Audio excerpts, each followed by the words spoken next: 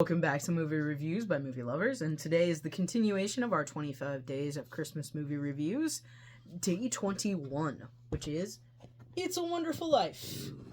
For this, it is a 4 for us, which we will watch it every Christmas, of course.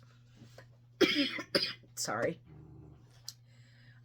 So on our disc, we have the original black and white, and we also have the color, but we prefer to watch it in color.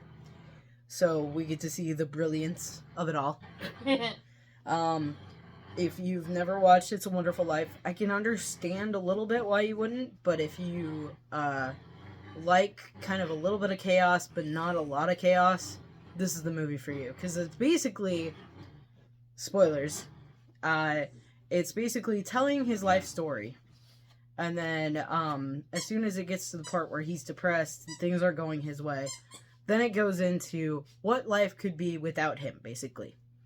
And at that point, it's just chaos. And then he comes back, and everything's helpful.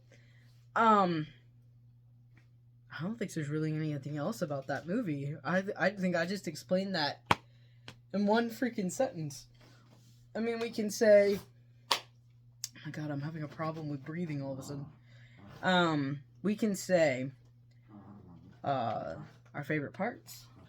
Of course, this is also where you hear the famous line, every time a bell rings, An angel gets its wings. That's a cute little thing, and of course, that's his youngest daughter, Zuzu, saying it. Amazing I remember that name. Names back then were weird. I guess my favorite part is when he's on the street with the girl he'll end up with right after she's graduated. So it's a graduation party, I think. Yeah. And basically they're at the house that they'll end up living in, and they throw a rock in, and his wish is basically he could go wherever he wants. Her wish, which she never actually tells him, is that she would love for him to stay and marry her. Unfortunately, she gets her wish and things go chaotic, but, I mean, it's a cute spot. I also like their honeymoon scene, which is also in that house. What's yours? Don't they own that house, too? They bought the house, yeah. They don't own it at the beginning, but it's one that they end up living in. No, I think I like the part where everyone comes together to get him out of his bind. Yeah, the ending. Because he, basically the whole entire time, you're learning he was someone that would get everybody out of their bind. Like when the bank suddenly closes and everybody's there going, we want to get our money, and he's just like, you can't. Technically, I don't have the money here. I have it. Your money is in this person's house, and this person's money is in this place, and it's all one big cohesive tree of all these people, you know? And they're like, well, we want our money back, and so they never get to go on their honeymoon, hence the reason why they end up at the house, because he takes the money that he earned himself and gives it to the people, because that's what also his wife was suggesting. This is right after they get married, and chaos ensues. But he did everything out of kindness of his heart, and everybody, at the end, he felt like he was being abused, and people were just pushing him around, and he doesn't understand that, they're there for him.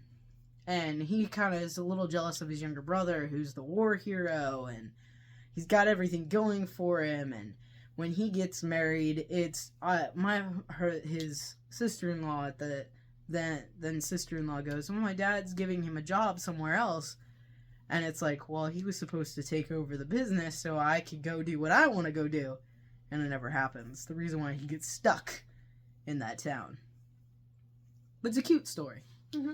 I also like the other girl that had a crush on him. Well, she doesn't really have a crush. She's a girl who likes to flaunt herself. And they kind of show that as a representation. So in the life where he's there, she's a pleasant woman who everybody's distracted by because she's cute, but she's a woman of her own kind of thing. And then when he goes back and he sees her and she's like a a stripper or a lady of the night, basically. And he's like, this isn't this person. And she's like, well, you have to pay to be with me, kind of thing. And it shows the difference of basically how he affected everybody. Mm-hmm. And that's one of the big effects, you know? And his brother wasn't alive because he saved his brother as a kid. So, being he wasn't around, his brother died. It's an interesting story. If you've never watched it, go watch it. Because, yeah, we're giving you a lot here, but it's a very precious story. And, yeah, it's something I would watch every year. Other than that, I think we're done with this one. I think so, too. Alright, we'll come back next time for another review. Bye.